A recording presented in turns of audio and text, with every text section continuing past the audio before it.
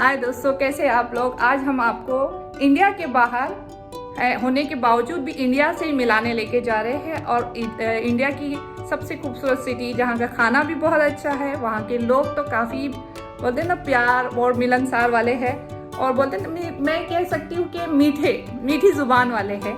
तो हम आज लेके चल रहे हैं आपको गुजरात में अहमदाबाद की, और वहाँ की एक अच्छी सी एक रेसिपी आपको दे रहे हैं और उसका नाम मैं जिससे इंट्रोड्यूस करा रही हूँ वो खुद ही आपको बता देगी कि आपको आज क्या बना रही है। तो ये है ज्योति जी।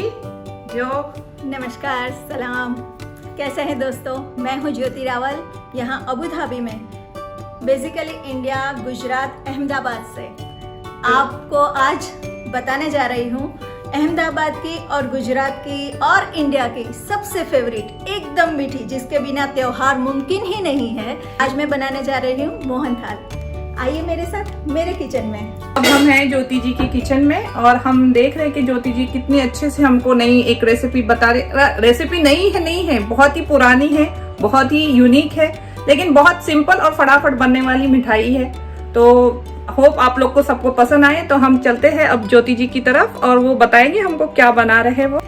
मोहन थाल के लिए सबसे पहला बेसिक है, जो सामग्री लगती है ये तीनों: मोटा बेसन, घी और शुगर यानी चीनी, तीनों का एक नाप रहता है। यानी कि अगर आपने 250 ग्राम बेसन लिया हुआ है तो आपको 250 ग्राम चीनी लेनी है और 250 ग्राम घी लेना है। ठीक है, अब हम शुरू करते हैं मोहन थाल बनाना। तो ये आपने 250 ग्राम लिया हुआ है? हाँ जी, ये 250 ग्राम बेसन लिया हुआ है, मोटा बेसन। उसको मैं एक बड़े से बाउल में ले रही हूँ और इसके अंदर हम डालेंगे ये 1/4 कप मिल्क है। कोई भी मिल्क ले सकते हो आप, फुल क्रीम, टोन्ड, कोई भी, जो भी अवेलेबल है आपके घर में। ओके, और उसके अंदर डालना है 2 चम्मच घी। ये घी कोई भी चलेगा या देसी घी होना चाहिए इसमें? देखिए, बात ये है कि मिठाई आप किसी भी फॉर्म में खा सकते हो, किसी भी घी के साथ, लेकिन उसका असली मजा तो तब आएगा तो जब देसी घी होगा। ठीक है, इसको इस तरह से घोल के आप गरम भी कर सकते हो इसे। अगर गरम नहीं करना है, क्योंकि अभी गर्मी की सीजन है, घी इतना सा जमा हुआ नहीं होता है, तो इसको हम जैसे हम आटा गूंथते हैं, जैसे पराठे वगैरह बनाते हैं और हम मोइन देते हैं, है ना, उसी तरह इसको हमें घोल लेना है। ये जितना अच्छे से मिलेगा उतना ही आपका मोहन थाल मुंह में घुलने वाला बनेगा। जिस प्यार से आप बना रहे तो वैसे भी बहुत मुंह में घुलने वाला बनेगा। चुका है। वैसे तो हम इंडिया में होते हैं तो हमारे पास गेहूं छलने वाला छन्ना होता है, तो उससे कर सकते हैं, लेकिन ये इजी वे में आपको बता रही हूँ कि इसको हम चॉपर में, या आपके पास फूड प्रोसेसर रहता है घर में, तो फूड प्रोसेसर में आपको ये चॉपर वाला जार लगा देना है। ठीक है, हम ये पूरा आटा डाल देंगे। बेसिकली हमें इसके क्रम्बल्स करने हैं। हमने मोयन दिया है तो कहीं बड़े क्रम्बल्स होंगे, कहीं छोटे होंगे, तो इसको हमें एक जैसा करना है। ठीक है,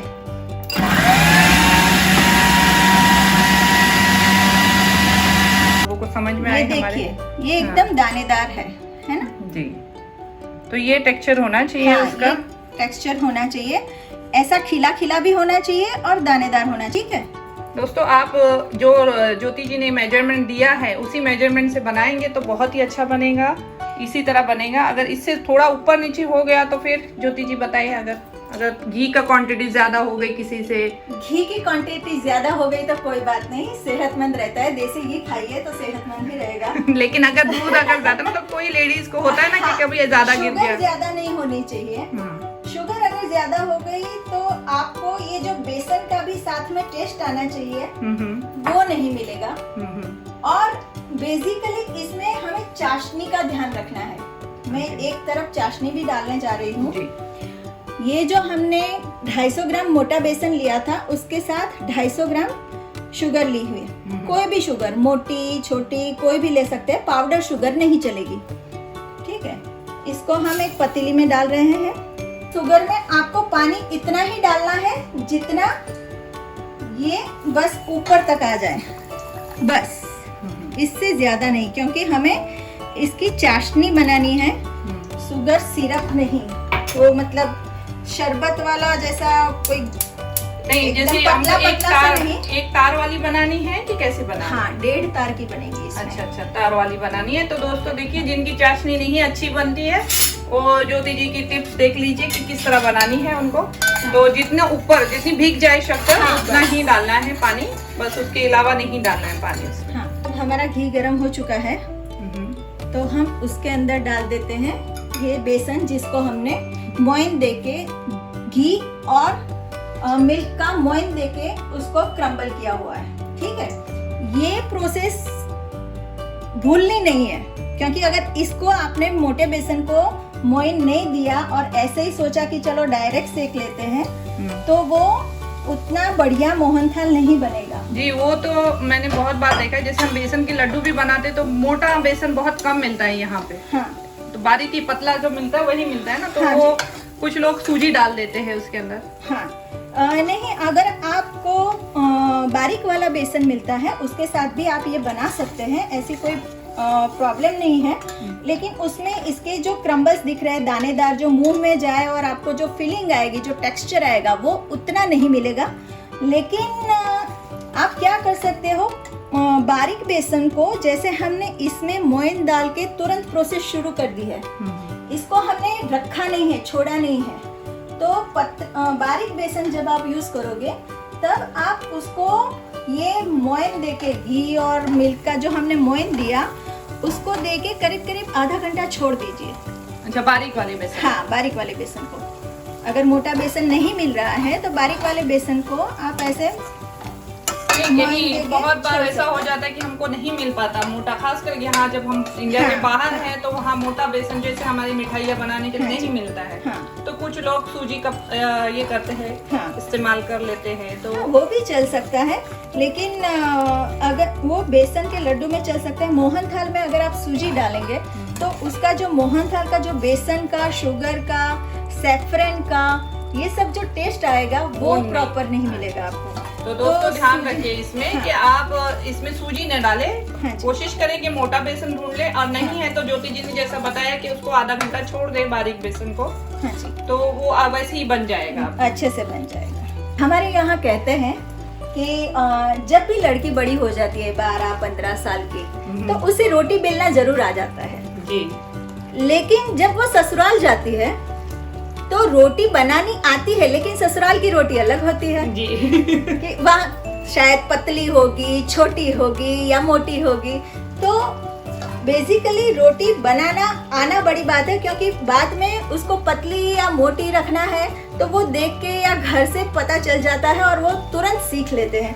बस आपके अंदर सीखने का मन होना चाहिए, बेसिकली टेक्निक आनी चाहिए आपको, बस खाना बनाने का शौक होना चाहिए। ऐसा नहीं कि इंटरनेट पे इतनी सारी रेसिपीज आ रही है, हम देख रहे हैं और बस हम ये ट्राई कर लेंगे, हम हरफन मौला बन जाएंगे, ऐसा नहीं है। खाना बनाना भी एक आर्ट, एक कला और एक बोलते हैं एक टैलेंट है, हर किसी के बस की बात नहीं है। और इसको जैसे आप कला की तरह ही लोगे ना, तो बहुत ही ज्यादा अच्छा बनेगा। जैसे कि आपने बनाने के लिए बना लिया खाना, तो वो घर वाले खा भी लेंगे, लेकिन वो जो उनके मन में जो प्यार, हाँ कई घरों में देखते हैं कि चाहे कितना भी खाना बना हो, चाहे कितना भी लोग खाए, लेकिन वो प्यार, वो रिश्तों में लगाव नहीं रहता। तो वो क्यों नहीं रहता? तो पहले हमें अपने खाने पे ध्यान रखना चाहिए, क्योंकि इंसान के दिल तक आपको पहुंचना है तो उसका रास्ता यहाँ पेट से जाता है। इंसान का नहीं, शौहर का बोलिए। मोहनथाल को सेकते समय हमें कोई जल्दबाजी नहीं करनी है। जब भी सेकते हैं इसको तो थोड़ा थोड़ा हिलाते रहना है, और गैस जो मैंने फ्लेम रखी है एकदम धीमी आंच पे रखी है। ये मेरा मीडियम फ्लेम है, ये इतना मोटा हो रहा है, उसके बावजूद मैंने इसको इतने पे रखा है, बस इतनी सी आंच पे आपको सेकना है। ये हम इसको हिलाते हिलाते, साथ में मैंने यहाँ पर रखा हुआ है ये बादाम और पिस्ता। फीका पिस्ता है ये, जो हम अक्सर मिठाई वगैरह में यूज करते हैं। उसको गार्निशिंग के लिए, इसको हमें गार्निशिंग के लिए करना है। इसको मैं पतली पतली लेयर्स में कट कर दूंगी। ज्योति जी का और एक टैलेंट है कि ये कविता बहुत अच्छी बोलती है, लिखती भी है। तो ये जब तक आप ये काट रहे थे, एक कविता हो जाए, छोटी सी एक शेर ही हो जाए। हाँ, गुजराती में। हाँ जी। जैसे हम किसी और कंट्री में शिफ्ट होते हैं जी, तो अपने कई रिश्तेदारों, दोस्तों को वहां पर छोड़ के आते हैं, तो उनसे हरदम तो मिलना होता नहीं है पर्सनली। ये तो हमारे पास मीडिया है, मीडिया के थ्रू हम मिल सकते हैं। लेकिन बस उसी के ऊपर मैंने एक कविता लिखी थी, उसकी 2 लाइनें मैं सुनाती हूँ आपको, जो कि गुजराती में है। मेरी मदर टंग गुजराती है। सरहदना सीमाड़ा એને ક્યાં નડે છે, સરહદના સીમાડા એને ક્યાં નડે છે, ઢળે પડદા પાપણના ત્યાં એ મળે છે। बहुत अच्छा है, बहुत सुनने में बहुत अच्छा है, लेकिन आधा समझ में आया, आधा नहीं समझ में आया मुझ जैसे लोगों को। उनके लिए आप एक्सप्लेन कर दीजिए उसका। इसका मतलब है कि जो दोस्त, जो रिश्तेदार, जो दिल में बसे हुए हैं, उनको सरहदें नहीं रोकती।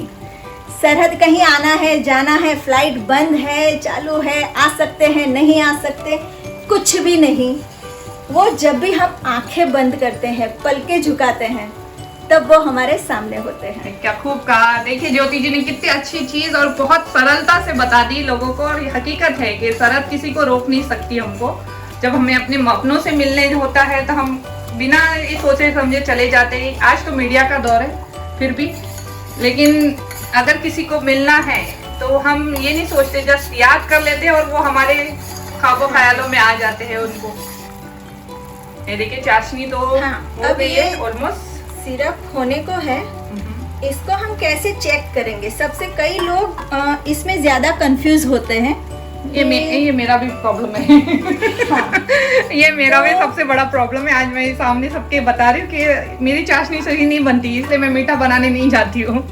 ये इसका एक आसान तरीका है। आप कोई भी ऐसी प्लेट ले लीजिए, उसके अंदर आप ऐसे 2 ड्रॉप्स डाल दीजिए, ठीक है। इसको करीब करीब 30 सेकंड, 1 मिनट के लिए ऐसे छोड़ दीजिए। फिर वो अगर आसानी से ऐसे आ जाती है नीचे, मतलब ये अभी कच्ची है जी, हमें जो चाहिए वो नहीं है। अब जब हम डालेंगे यहाँ पे बूंद और वो इतनी आसानी से जल्दी से निकलती नहीं है, इट मीन्स इट्स डन। और इसी स्टेज पे, ये अभी आधी कच्ची है, इसी स्टेज पे हम इसके अंदर केसर डाल देते हैं।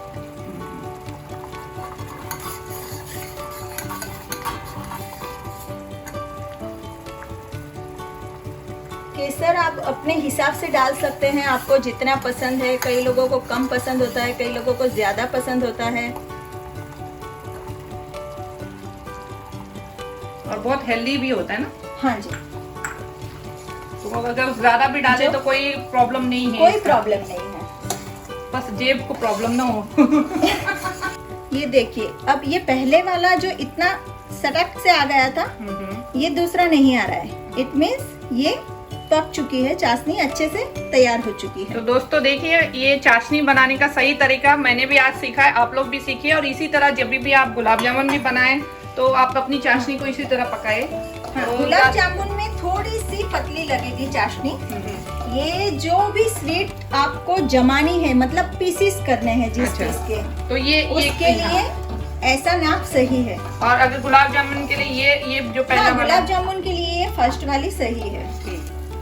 अभी और इसका कितना गोल्डन गोल्डन सा कलर आया है, बड़े अच्छे से। और इसकी जो खुशबू है, वो हमें तो इतनी खुशबू है, तो पूरा किचन महक गया है अभी आपकी खुशबू पूरे किचन में, कि पूरे घर में हुआ गई है हो रही है।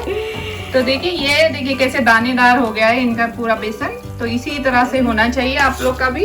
जल्दबाजी मत कीजिएगा, आराम से बनाइए। हाँ, अब इस स्टेज में हम इसमें ये इलायची पाउडर है, इसको डाल देते हैं। ये 1/2 टीस्पून है, ये मैं 1/2 टीस्पून इसमें डाल रही हूँ और 1/2 टीस्पून ये जो शुगर सिरप हमने बनाया उसमें डाल रही हूँ। ठीक है, अगर आपको पसंद नहीं है तो आप इसको स्किप कर सकते हैं, लेकिन किसी भी मिठाई में अगर ये इलायची पाउडर डाला है तो उसकी जो खुशबू रहती है वो तो काम करती ही है, बहुत बढ़िया आती है। लेकिन इसका एक फ़ायदा ये भी है कि जो इलायची है वो हर एक मिठाई में क्यों डलती है, आपने कभी सोचा है? सिर्फ खुशबू के लिए नहीं, क्योंकि जो मिठाई होती है वो देसी घी से बनी होती है, हजम होने में थोड़ा सा टाइम लगाती है, तो उसको अच्छे से हजम करने के लिए ये इलायची पाउडर होता है। ये मुझे भी नहीं मालूम था, मैं तो सब मिठाइयों में डाल देती हूँ। ये मुझे भी नहीं। ज्योति जी बहुत बहुत शुक्रिया आपके ऐसे नए छोटे छोटे टिप्स देने के लिए। हमको भी नहीं मालूम था कि हम इलायची पाउडर क्यों डालते हैं इसके अंदर। अब ये चाशनी ये पक चुका है अच्छे से, ठीक है, ये अच्छे से कलर आ चुका है इसका। देखिए ये जो पूरा घी है वो कितना ऊपर आ गया है, मतलब पूरा छोड़ दिया है। हाँ, उसने घी पूरा छोड़ दिया है। तो ये इसी तरह होना चाहिए आप लोग का। और फिर अब उसमें हम चाशनी डाल रहे हैं। ठीक है, चाशनी के डालते समय आपको गैस एकदम धीरे कर देना है। और इसको अब मैं डाल रही हूँ चाशनी को। दोस्तों देखिए आवाज भी कितनी ये आ रही है उसकी, एकदम की जोर से ही उसकी आवाज आ रही है, एकदम छम करके। ये बस अब इस स्टेज पे हमें गैस बंद कर देना है। हाँ, जो एक ये ध्यान रखें जब आप चाशनी डालें तो जरा ध्यान से डालें, क्योंकि बहुत ही ज्यादा ये रहती है कि जैसे स्किन पे वो तो पूरे जल जाएंगे आप, तो जरा ध्यान से लगाएं। बड़े आराम से डालें इसको। अगर आपको गैस ऑन रख के डालना सही नहीं लग रहा है तो आप गैस बंद करके भी डाल सकते हैं और फिर 1 मिनट के लिए गैस चला लें, इससे भी कोई वो फर्क नहीं पड़ने वाला है। लेकिन बड़े आराम से कीजिए। किचन में किसी भी बात की जल्दबाजी नहीं होनी चाहिए। ये अब आपने गैस बंद कर दी है? हाँ जी। जी देखिए ये पूरा खिला खिला सा है। अब क्या करना है? अब मैंने गैस बंद कर दी है। इस स्टेज पे हम थोड़ा सा दूध, मतलब 1 घूंट जैसा, ऐसा 2 टेबलस्पून बोल सकते हैं अगर नाप से जाना है तो ऐसे हम इसके ऊपर डाल देंगे। ये सॉफ्टनेस के लिए थोड़ा। यस एग्जैक्टली, क्योंकि वो शक्कर और इसका तो थोड़ा हार्ड हो जाएगा। हाँ।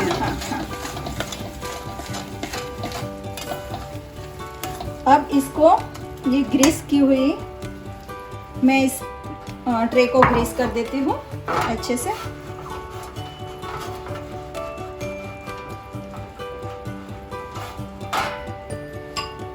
अब इसके अंदर डाल देती हूँ।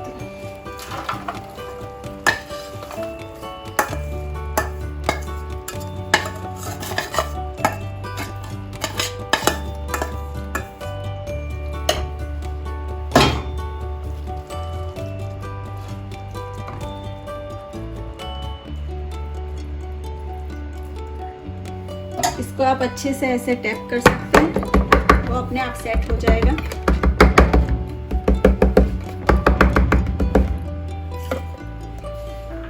अब इसके ऊपर ये जो ड्राई फ्रूट्स हमने आलमंड और पिस्ता कट किया हुआ है उससे गार्निश कर देंगे।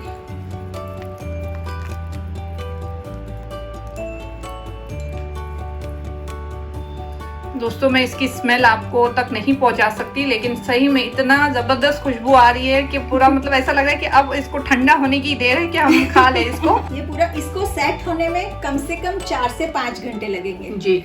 ठीक है, सीजन के हिसाब से थोड़ा टाइम लेता है। अगर सर्दी का मौसम है 4-5 घंटे आराम से लेगा, अगर गर्मी का मौसम है तो थोड़ा 1-2 घंटे ज्यादा लग सकते हैं। तो देखिए ये कितना ज़बरदस्त बना हुआ है। तो लेडीज़ प्लीज़ ट्राई कीजिए और हमें कमेंट्स में बताइए कि आपको ये रेसिपी कैसी लगी। और हम इंशाल्लाह फ्यूचर में भी कोशिश करेंगे कि ज्योति जी की मीठी मीठी बातें भी सुने और उनकी नई नई रेसिपीज़, नई जो पुरानी भी रेसिपीज़ है तो भी हम फिर से सीखना चाहेंगे उनसे ज़रूर। तो ठीक है, ये हम आपको फाइनल प्रेजेंटेशन बता देंगे इसका थोड़ी देर में। तो देखिए ये रेडी हो चुका है मोहन थाल। ऐसा नहीं है कि किसी त्योहार में ही खाएंगे, आप जब भी मन करे खा लीजिए। और एक बार खाएंगे तो सच बताती हूँ, आप इसको बार बार बनाएंगे। जी जी जरूर। इसका टेक्सचर ऐसे आता है, ये पूरे स्वीट्स की तरह, बर्फी की तरह लगता है। आपकी ये रेसिपी से ऐसा लगता है कि अभी हम स्वीट की शॉप पे जाए ही नहीं, यही रेसिपी ट्राई करें। सही में लेडीज, हम आजकल तो ये खोया भी बहुत बनावटी मिलता है, सिंथेटिक मिलता है, तो उससे अच्छा ये आप ऐसे बनाइए, अच्छा अपने बच्चों को हेल्दी खिलाइए और आप भी हेल्दी रहिए, तो ज़्यादा अच्छा रहेगा। Okay, thank you friends. Jyoti ji की जो रेसिपी है ज़रूर ट्राई कीजिए और हमें भी बहुत सा प्यार दीजिए जैसे आप पहले देते थे। मैं जानती हूँ कि पिछले 1 साल से मैंने ज़्यादा वीडियोस नहीं बनाए, लेकिन अब वापस जो कमबैक हो रहा है वो इंशाल्लाह आपको कभी मायूस नहीं होना पड़ेगा और हर हफ्ते एक नई चेहरा और एक नई रेसिपी के साथ मैं आपके सामने आऊँगी। और जो फूड ब्लॉगिंग का भी है वो भी कंटिन्यू रहेगा। तो इस साल दुआ कीजिए कि ये जैसे ही नया साल शुरू हुआ है नई चीज़ों के साथ हर किसी के लिए अच्छा रहे। और हाँ, और एक चीज़ करना भूलिए, आप मेरी इस चैनल को सब्सक्राइब कीजिए, शेयर कीजिए, लाइक कीजिए और प्लीज़ कमेंट में बताइए कि आप और क्या इम्प्रूवमेंट चाहते हैं मुझसे, तो ज़रूर बताइएगा। ठीक है, थैंक यू, बाय बाय।